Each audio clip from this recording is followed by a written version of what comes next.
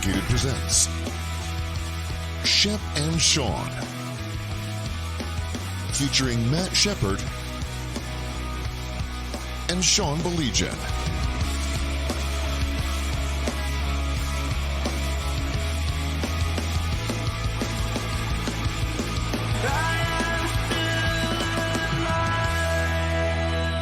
So what is up? And it's funny because, Shep, I've said for 7 years now, the Tigers are a year away from being a year away. Mm-hmm. And I'm literally wondering if maybe legitimately they are a year away from being a year away. It's a fair question to ask now, because I think in years gone by, and obviously you had a front row seat to it, a lot of the contributions were coming from guys that you knew weren't going to be here when they were good. Right. Hey, look what Victor Reyes did. Like, seriously, I mean, but that was the kind of routine that we were going through, and we know all the names. To have a 2 or 3 from the yeah. I promised myself I'd go one show without saying that gosh damn name, and you didn't say it. You didn't say it. I said it. Yeah, and just I know. So people know, when he came through not too long ago, I texted Sean right away, and I think the response might have been something in the realm of, "He's never going away, is he?" or something like that. I blame that Butzloff. I say it all the time. It's Chris Butzloff that turned him into a cult hero. Much love to Chris. But all jokes aside, Shep, pretty cool weekend. They take 2 or 3 from the Yankees. And to see a lot of the young pieces that we've heard so much about contribute in one way, shape, or form was pretty cool. Yeah, I was thrilled. I mean, even though Blake's got the Cubs hat on today, I was thrilled with the lineup. I want to see Jace Young. I want to continue to see Colt Keith, Kerry Carpenter, Riley Green, Parker Meadows. Let them play through this. I would have liked to have seen Dylan Dingler. Torkelson's back up, like you and I said a couple of weeks ago. That would happen. You get the new kid from the Dodgers system at shortstop. I don't know. Let's take a look at him for a while. And I've never been a big believer. Is like, let's see what they can do. This is, the last 37 games, Sean, is not going to be a yes or no answer to the question whether or not they can play. Yep. But let them get their feet wet with this organization and let them get a taste of major league action and see if they can respond to it. So I was really happy with what they did last night, not just because they won, but because of the way those guys are playing. And I like their at-bats. They seem to have better at-bats. Blake, I want to ask you, because I really like baseball. Obviously, Shep is a huge baseball guy. Shep, if you don't know this, Blake, by his own admission, isn't really a big baseball guy, okay?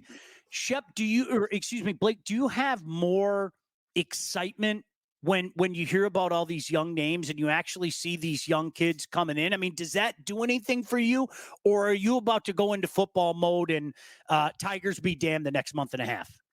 The second one for sure. Okay. But I thought that the Little League, like that whole experience was cool to watch, because my wife loves the Little League World Series, watches it every year. I don't know how she got so into it. She loves it. So we had it on and they were doing like the interviews with the players. And what I was wondering, and maybe you guys would be able to answer this for me, do you think the players like genuinely like that experience? I understand they probably like the interaction with the fans, but like those one-off games like that kind of screws up their normalcy like in a week. Shep, that's a question you might be able to handle. Yeah, no, I think they like it a lot. I think every player would like to play in that Iowa Field of Dreams game. They love the Williamsport game. The Tigers have already played Kansas City in the Omaha game, and then you've got all those international games, right? I think the players love it. I think it gives them a chance to feel like they were kids again. You got a smaller fan group of fans there at the ballpark, but I think the whole experience, I don't think they'd want to do it every single year. Maybe some would, but I think if there's something special about it, and I think they know what it means to the game of baseball. I think Major League Baseball, for as much as I've criticized it, has done a really good job with building those type of events. NHL does it with, the Winter Classic.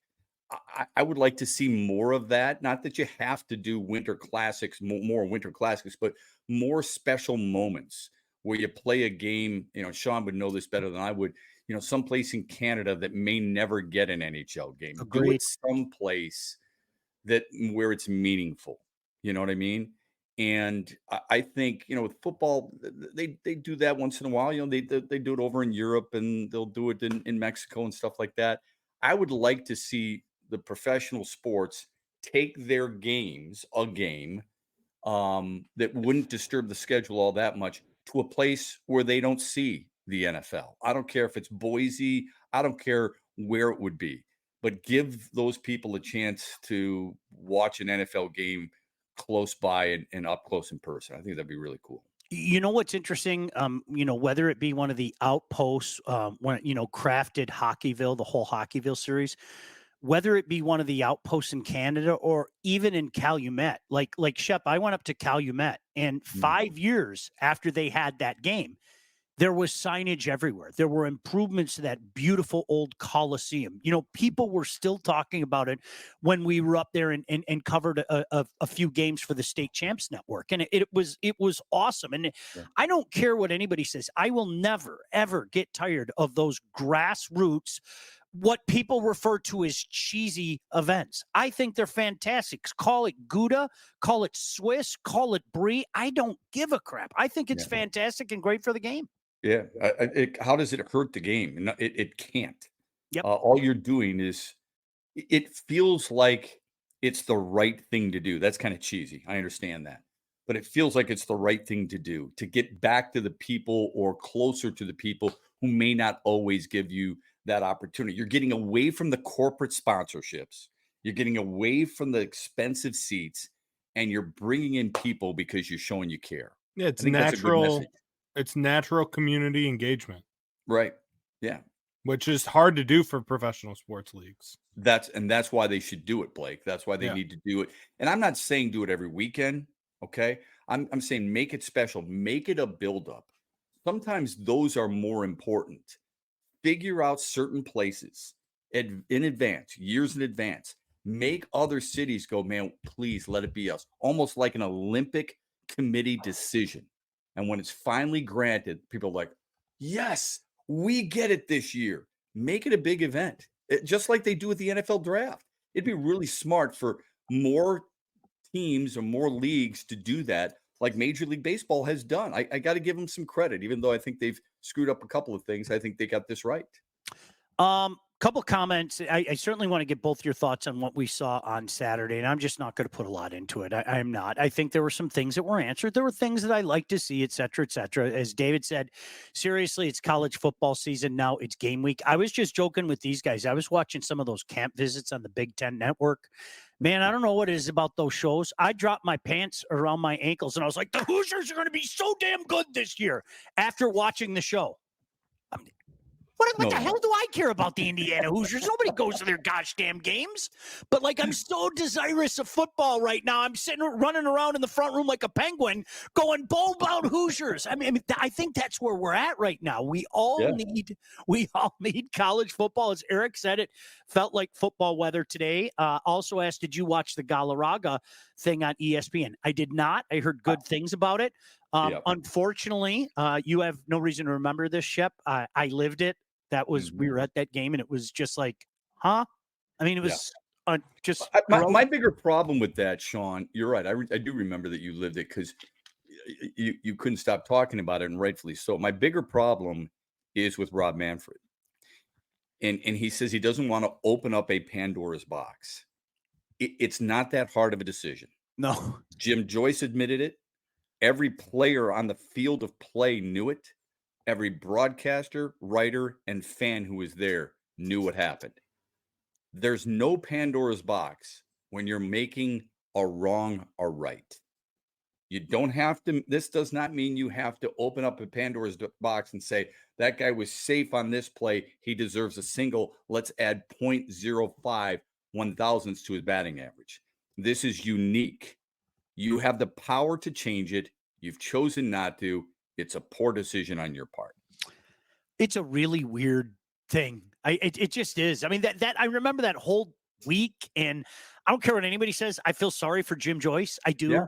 We all make mistakes. Sorry. I've made horrific mistakes in my life. He made a horrific mistake that, in his own words, cost that kid infamy. I mean, I feel sorry for the guy to this day, So 14 years later. Yeah, It's he's insane. crying. He's crying when he's up at home plate the very next game. Oh, it was terrible. But Really Galarraga got a Corvette out of it. That's not bad. No, not a bad thing. Boy, if the Tigers could only get an owner like that. So listen, this weekend, it's college football week 0. Shep, somebody said to me, and I think they knew what they were saying, because guys like Blake and I'm so excited. I just can't wait to watch college football again. Maybe we make too much of a big deal about week 0. And I say definitively not, because when the number 10 team in the nation is playing, regardless of whether or not you feel they're a fraud or not, and then you get to watch a game at 4:00 in the afternoon. I don't care if it's Montana State taking on New Mexico, SMU, Nevada, and then Delaware and Hawaii at night. Look, I'm just happy that I can watch real football. I am, especially after another Tiger season where, I'm not going to lie to you, I wasn't thinking wild card this year. But you know what? I was thinking 82, 83 wins, and golly gee, let's be close and everything. Enough.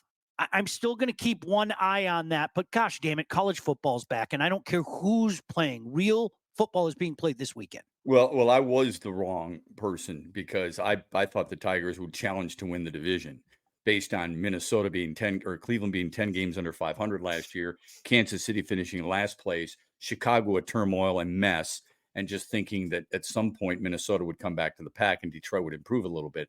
So I was wrong there, but I'm in 100% agreement with you. I thought you were going to say, I've had enough preseason football already. And you're a proponent of 2 games. Blake, I don't know what you are with the preseason. I've been one of those guys who say, hey, they need the reps. Well, obviously they don't. Otherwise, the Lions would be playing some of their first-string players, and Brock Purdy would get more than 3 series, and Jaden Daniels would actually play again. They've seen enough about certain players and so on and so forth. Michael Penix doesn't have to play anymore for Atlanta, and he's a rookie, for crying out loud. I think it's screaming that they don't need that much preseason. So now that we get quote-unquote real football, I'm excited for it too. There's a different buzz in sports, and you can feel it. It's palpable when these games start to matter. And you're right, Sean. I don't care who's playing or not. You and I have talked about this in the past. I think it's ridiculous that there are preseason rankings. We don't know what these teams are, because you said 10 is a fraud. We don't know what these teams are. They're completely different than they were a year ago, and everybody's just making projections. I think it's ridiculous, but that's what the world we live in, and we move forward. Well, and especially in today's college football, Florida State's entire roster is different. Right. Mm-hmm. They're starting a quarterback that started his career at Clemson. Then he went to Oregon State, and now he's at Florida State. Right. We have no clue what we're going to get out of this entire team, but they're the number 10 team in the country. Yeah. Crazy. It's based all on last year. That's the crazy thing about last year, because a year ago at this time, I was telling Blake, especially before that game against LSU, that opener, Florida State with the rest of their schedule, if they could have opened eyes against LSU and knock off LSU, there was a good chance they were going to be in the college football playoff, and because the rest of their schedule. And so that's an opportunity you get early on. You know as well as I do, people, I have no other way to say this, and if I sound like a geek, so be it. People don't pay attention to crap like that. They don't pay attention to crap like that. You know that. Blake knows that. I know that. But you know what a lot of people do out there, the lazy-ass voters? They sit there and they go, Florida State really got screwed last year. Man, if their quarterback didn't get hurt, they'd be in the Final Four. You don't look at nearly the entire roster flipped over. So that's why it's imperative. You get a game like this against Georgia Tech, you go out there, and let's say you roll Georgia Tech. Ooh, Florida State looks like they're on a mission this year. And the rest of us are going like this. But honestly, you make that early impression, man, it counts for something. It really does. It does. And you know what? A lot of those people who did vote for them, they said, see, I was right. They didn't just miss their first-string quarterback. They missed their second-string quarterback last year, and that's what held them back. And I think they got a disservice, and gosh darn it, I'm going to make amends for it. I'm going to help them. I'm going to change my mind. They're going to change my mind. And they haven't done what they were supposed to do. It's ridiculous. So you're right on with that. Yep, no doubt about that. Speaking of changing your minds. Yes. Hendon Hooker. Did he change your mind, or did he need to change your mind at all with one game. If people feel like he's the guy, and I'm not telling them whether they should or they shouldn't, but if they think that he's the guy after the one performance, what about the first performance? Now, I know it was short-lived because of the concussion. To me, I talked with somebody today, Sean and Blake. They said this. They said, I think Hendon Hooker can lead us to where Jared Goff led us a year ago. And I'm like, based on what? Yeah, 100%. I'm confused with that. Based on what? I don't understand where you get the logic. You like him? Great. We fall in love with certain players. Yep. We justify, see, the Lions, I told you, you can start building for the future, use a third-round pick on a guy like Hendon Hooker. We got him. Now you want to see him. Now that you've seen him and he adds that one dimension that your current guy doesn't have. So it'd be like if you were in New Orleans, we got to get the quarterback that can really throw the ball well or fire it in there because Drew Brees is kind of a soft tosser. People feel like Hendon Hooker's that guy. He gives them that running element. They can't wait to see him, and it's going to start all over again. Blake, I want to get your thoughts in a second. I want to tell you about catering. You bring up Drew Brees. Remember when Drew Brees' arm just died? Like you heard the term noodle arm? His arm died at the end of his career. He couldn't throw. Do you remember that last year? He couldn't throw. It was the weirdest thing, man. John, he couldn't throw in San Diego, remember? Oh, that's right. He had a shoulder problem, had surgery. So then he went to New Orleans. And speaking of noodle arms, I could use some noodles right now if I were hosting some type of event. Oh, isn't he? You see, how do I top that? Everybody take notes. Everybody take notes right now. I'm just going to tell you that All About Catering LLC is a full-service caterer. Graduations, wedding, bridal showers, worship services for Shep, corporate events, anything you need catering for, from 25 to 4,000 people. All About Catering. They'll take care of you. Customer service and satisfaction is the number one goal. So don't sweat your next big event. Just go to allaboutcateringllc.com to see their menus and all their 5-star reviews. Give them a call, 586-731-1398 to get your event started. Blake, I'm intrigued to hear your thoughts on Hendon Hooker. I think I've made mine clear, and all they did was solidify my thoughts on Hendon Hooker. But what did you think? Are you putting too much into it, too little? What's your take? I mean, I've told you, Sean, before. I know I haven't told you, Shep. I hated the draft pick when they made it because I've never – that system that he ran in college, no quarterback has ever gone to the NFL, and it's worked out. That super wide split, reading half the field, or just literally an RPO, it has never translated well to the NFL. I understand he got to sit last year and learn, but I still think they need another quarterback to be the backup.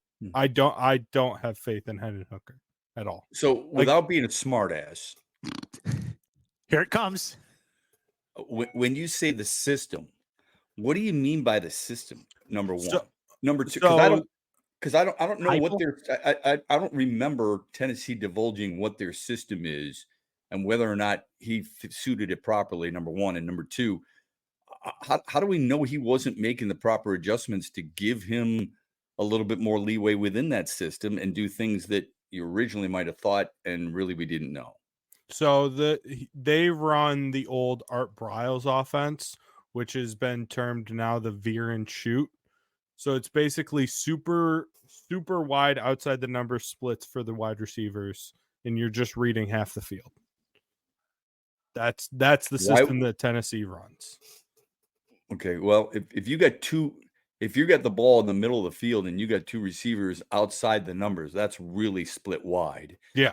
You have to have, I mean, they're throwing conference, so you know that you got at least one guy in the slot somewhere, plus you got a tight end. You got to be reading more than half the field to be successful in that. Because if you're reading just half the field, you know, you're that means you're not looking backside. Yeah. Okay. Or front side. So I believe that Hendon Hooker, I would love to talk to him about that. If I go to a Lions practice, I'd love to ask him a little bit more about that and learn a little bit more exactly what that was all about. I'm a firm believer. I told Shep last week, I think I told you the same thing, Blake. Look, if God forbid something happens to Jared Goff, catastrophic, season's over. Sorry, I'm not going to take examples to the rule or exceptions to the rule and say, well, Hostetler did it, or whatever the case. Season's over. I want a guy that based on not what we saw him do on Saturday with what he had at his disposal. I want a guy that might be able to utilize the weapons around him. And if it's 3, 4, 5 games, whatever the case may be, smaller, God forbid, go 3-2. With having one of the best tight ends in the National Football League, with having multiple wide receivers he can throw to, with having a couple different backs, kind of a change of pace type of things.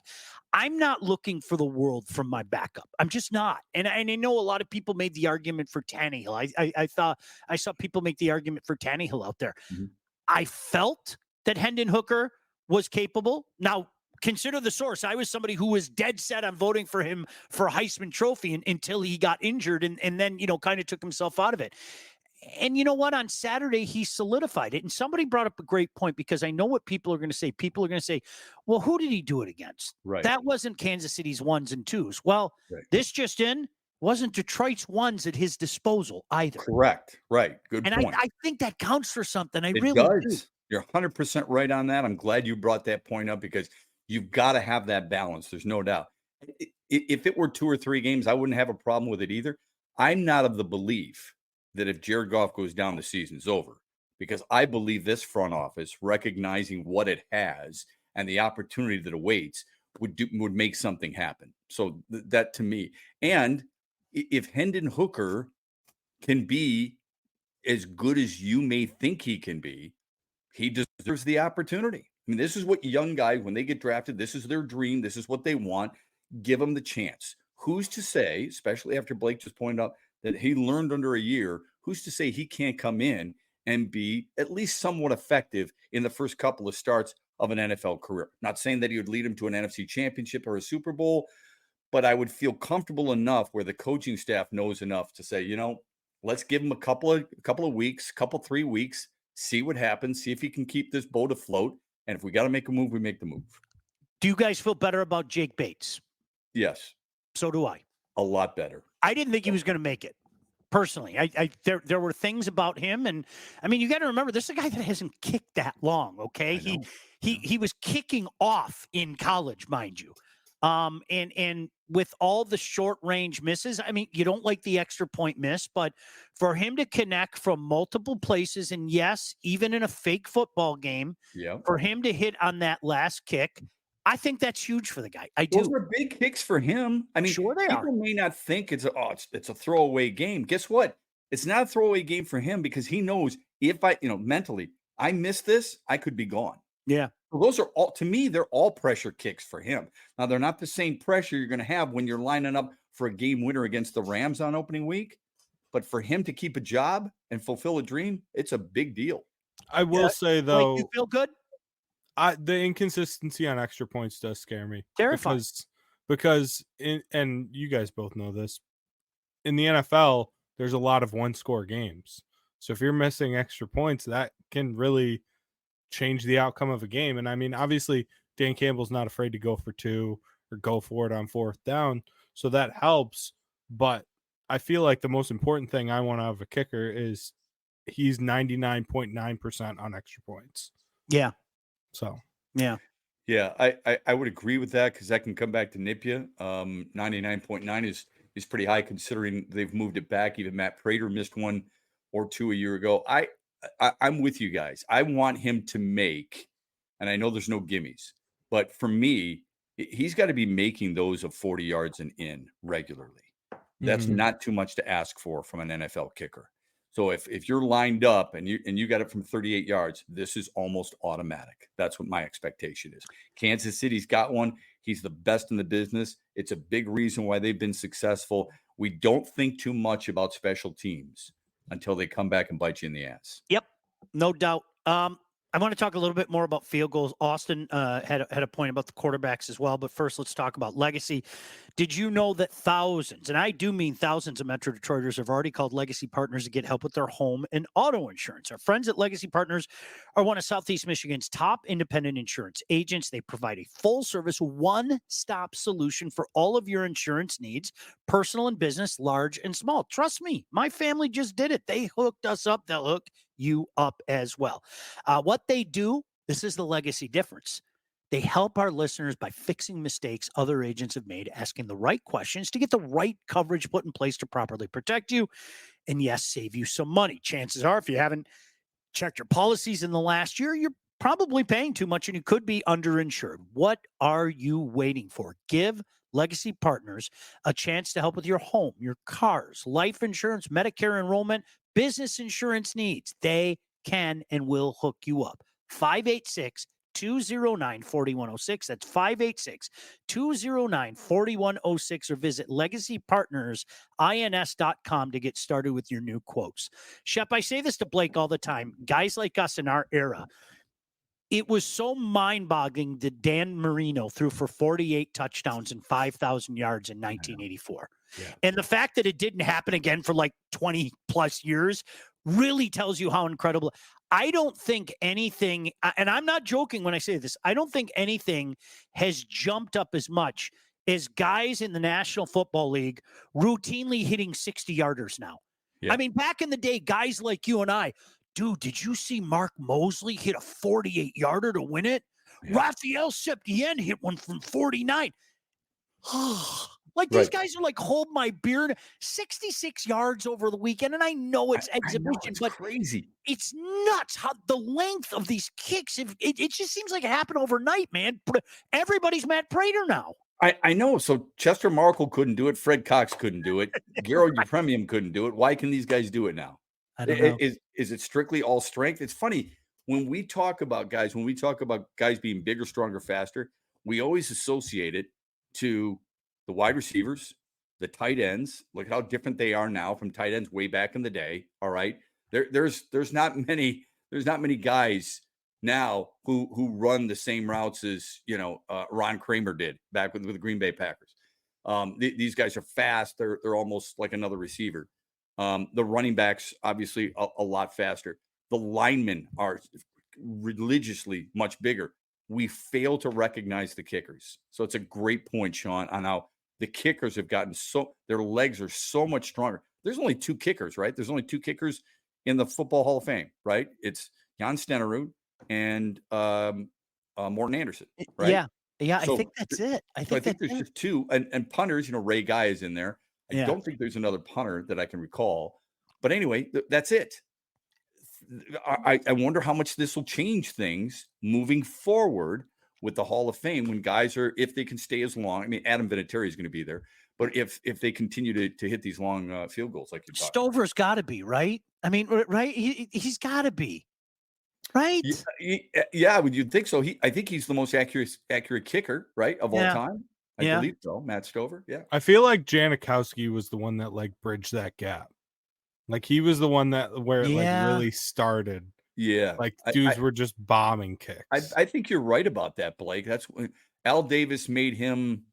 He wasn't a first rounder, was he? Was a second rounder? He was a second round pick. Was he second or third? I don't remember. Yeah. Sorry. Yeah. That's that. Yeah. I think you're right. I mean, that's when the big-legged guys, from what I can recall, because when Sean and I were kids, everybody, like he said, Mark Mosley, all these guys were hitting straight on. Yeah. All these guys were hitting straight on kicks. Yeah. Okay. Tom Dempsey, half a foot, straight on. The field, the ability to kick it with a soccer style, not that that it was first introduced by Sebastian Janikowski, but it really changed the strength of their legs. He was a first-round pick. He was drafted 17th overall. Yeah. Wow. Jeez. Oh, Pete. Yeah, I knew it was first or second. Yeah. Because Al Davis, I mean, that made waves everywhere. Yeah, I remember that. Yeah, Justin Tucker. I mean, it's just too many of those guys, dude. And Tucker to do it when he had mixed up my Baltimore Raven kickers. My apologies. When a dude's hitting 66 yarders to win games and stuff like that, and he's got the highest percentage ever. I mean, you got to get him in. That's right. Tucker instead of Stover. Yeah, you're right. Austin said. I want to scroll back up. He brought up Herrera. Is that what he was? If Goff goes down a few weeks, we have a chance to go 1-1 with Hooker. Calling Sudfeld, Timu Goff wouldn't even be accurate. He is the $1 clearance bin DVD at GameStop. Dude is terrible. At least Hendon is neutral and can scramble and give defensive coordinators a different look. I maintain. I like that last part. Yeah. Few games, I'm fine. Okay. You lose your starting quarterback in the National Football League. chances are very, very high your season's over. That's the way it is. It doesn't mean that it can't happen because it has happened. Nick Foles and Hostetler. Those are Kurt Warner and even a guy like Cooper Rush. Cooper Rush can come in and help you to a 3-2, 4-1 record until a guy like Dak Prescott gets back. So you've got some names where they're, but you sure don't want to be in that position. You're scared to death to be in that position. Yeah, no doubt about that. Blake, I love what you said last week about this upcoming game, and it's great that people are going to be back in Pittsburgh or back in Ford Field and la-di-dee, la-di-da. I call this shut her down weekend, baby. I wouldn't play any of them? No reason. All right, fair enough. So I respect the opinion. Here's my issue. That means they will not have played any preseason games. And that's okay.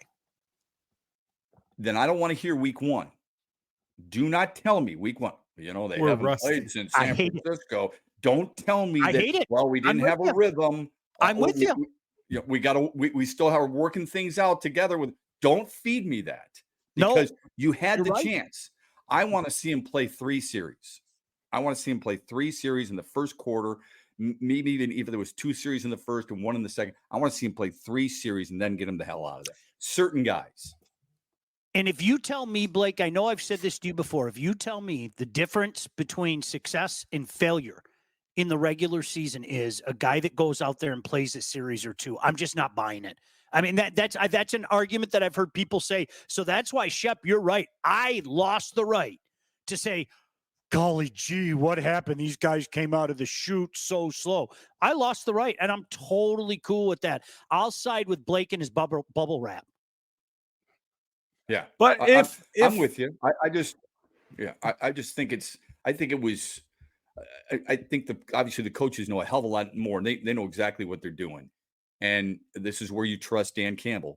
I just don't want to hear any excuses after that first week. Now, somebody just said Cooper Rush. Seriously, if Dallas loses Dak, they'd be likely to win 3 games. Cooper Rush went 4-1 in 2022. Okay, as a starter in replace of Dak Prescott, he went 4-1. So I'm not saying he would lead them to a divisional title. I don't think he'd take them deep into a playoff.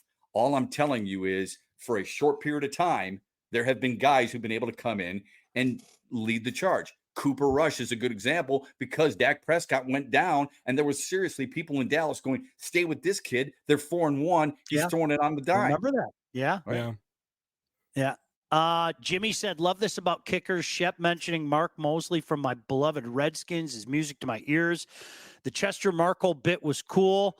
We're great friends, recovering alcoholic up in the UP. Back in those days, a lot less indoor stadiums. A fact a lot of people forget, Bud. But you know what else people forget? Blake, you ready to have your mind blown? Mark Mosley, the kicker for the Washington Redskins, was the MVP in 1982. Yes, what? Yeah, a kicker. Yep. A kicker. Wow. That's good how for that guy. That was a shortened season. That was the shortened season. But he was the MVP, right? Yeah. The NFL had a shortened season? Yeah. Imagine that today. Oh my gosh. Believe it or not. Yeah. There was would lose their mind. Yeah. 87 was the strike players, and 82 was the 9-game schedule. Yeah. It's amazing. Mm-hmm. Ray said, Sean, what was your thoughts on the Line trade? I guess it's Montreal's turn to turn him into a franchise player that was expected when he was drafted behind Matthews. I think he's a head case. I think Montreal had a plethora of defensemen. It sucks to give up Jordan Harris for a guy that up to this point in his career has been a head case. He's argued with everybody. He hasn't gotten along with teammates. He's addicted to video games. Other than that, I'm sure he's a great guy. Oh man. I don't a bad combo, buddy. You know what? It would be great. It'd be great if the light bulb went on. He's got all the talent in the world. Anybody watch him play, you know that. But I know from guys that played with him more about him than I probably should know about him. And everything that I just said is what I heard from multiple people. Do you think guys can recognize what's happening in a change of scenery does them best depending on the room they get in? I think so. I mean, If you have a guy like Marty St. Louis, maybe you got a chance. I think the answer lies within, though. I think Patrick Liney's either going to say to himself, I'm going to be everything that everybody and their brother, nobody doubts his talent. Nobody doubts his talent. I'm going to be everybody. I'm going to be, what everybody thinks I'm going to be, or I'm not. And up to this point in his career, he would rather argue with coaches and teammates and play Minecraft. I'm not joking, until 5 o'clock in the morning in hotels. Seriously, I'm not joking. Maybe the light bulb goes on. I don't know. He's 26 years old. Guess what? You're not a kid anymore, man. You're 26 now. National Hockey League, you're not a kid anymore. Yeah, and that's the hard thing, too, because coaches can't sit there and say, don't bring your video games with you. I mean, they're pros. They're supposed to handle their business, and it's supposed to matter to them, especially in hockey. It probably as much as any other sport, it matters when you walk in that room, they know who you are and what you are about. And it's hard to lose that type of stench. You better fix it and fix it quickly. He had a brand new opportunity, and a lot of people thought, especially with some of the Finnish touch down in Columbus, that it was going to be Columbus that was going to unlock his potential. And he had run-ins with everybody. And Michael, who's a big Blue Jacket fan, we were actually discussing it this afternoon. He said, thanks for the comments about the trade. Fans are glad he's out of Columbus. Wow. It's really too bad. I hate to see talent wasted. Yep. I really do. Yep. Fortunately for us, we didn't waste our talent tonight. We made the most of it, fellas. Great stuff with you. He sounds like a diva receiver, like an old school, TO. Yeah, but see, that's why I asked, Blake, because there have guys who've been labeled, troublemakers, hard to get along with. They go to different places and they're able to change some things around. Yeah. Or they're not the type of player / person you thought they were. So I wonder if this guy, to Sean's point, it's all up to the individual. Yep. If you're 26 and you still don't get it, and you recognize that you've been arguing with multiple players and multiple organizations and multiple coaches, there's one common denominator. It's you. Yep. They're not all wrong. You're wrong. And if you can't figure that out, you're lucky to get another chance.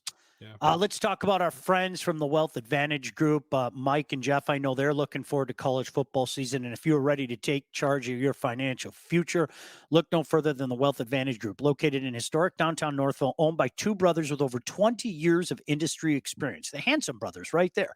They understand that your financial goals are as unique as you are. That's why they offer personalized expert guidance to help you navigate the complexities of financial planning. Now, whether you're saving for retirement, getting ready to sell your company, already in retirement, they can help guide you through every step of your financial journey.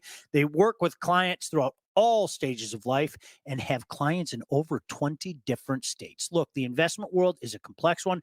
If you're ready to start taking your finances more seriously, then it might be time to work with the experts. Reach out to the Wealth Advantage Group at 248-773-8574 or visit their website at www.thewealthadv.com. There is nothing worse than wasted talent. I'm sorry. Yeah, can I give you one quick story before we say goodbye? One quick story. Kirk Gibson was the manager in Arizona. Mm-hmm. He was there as a coach for a while. There are certain guys, he didn't like, but certain ways he wanted to do things. Guys had those games that you're talking about with Line. Not that they're playing them in the clubhouse, but they had certain toys, certain games that they thought were really cool and really funny. Gibby always used to say, you know what's funny? You know what's really cool? Winning. Yeah. So before the team got into the clubhouse one day, he took all of their little toys and put them in the middle of the damn clubhouse floor and broke them all. Yeah. I don't think he lit them on fire, but I think he just smashed them, just broke them all. I can hear John Baligian in the middle of that room. So hey, you like this game? You know what, bro? So he's just pounding them all, and he's like, enough. He basically set a tone. Perhaps it might take, it can be tough to do this with pros. It's easier to do at the collegiate level, but at the pros, it's a little more difficult. You can lose a team pretty quickly, or it can galvanize a team. Perhaps maybe some coach along the way didn't do that, and maybe Marty St. Louis will. Who knows? But hopefully somebody reaches him.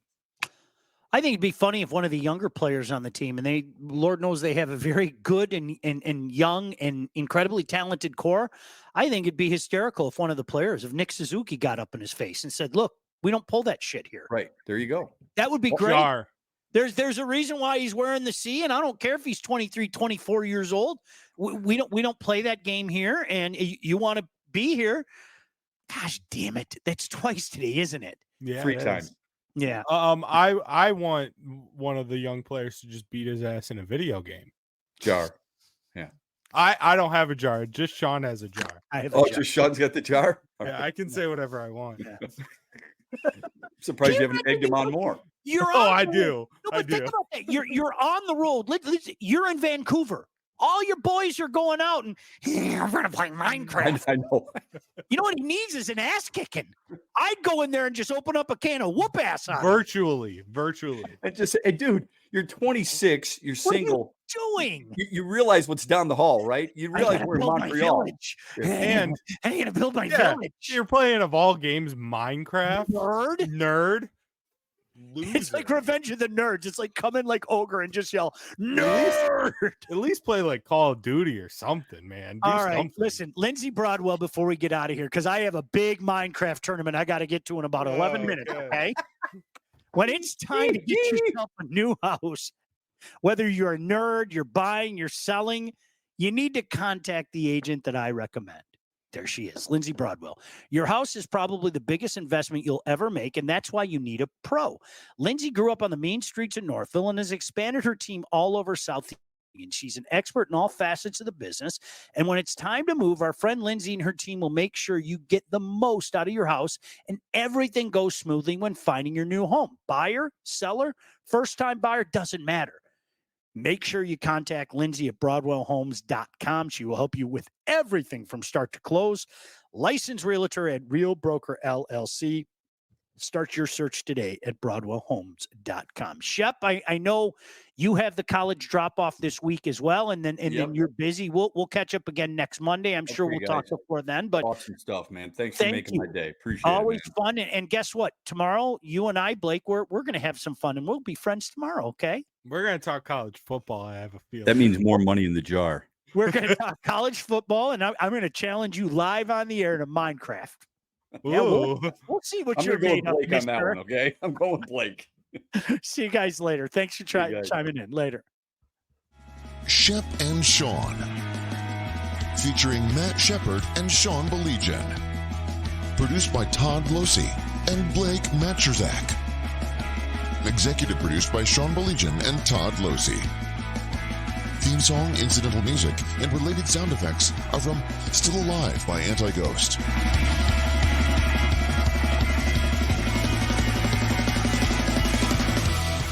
Engineering, mixing, and graphic design support provided by the Unsyndicated Podcast team. Don't forget to like and subscribe on all your favorite channels. While you're there, be sure to rate and review the podcast.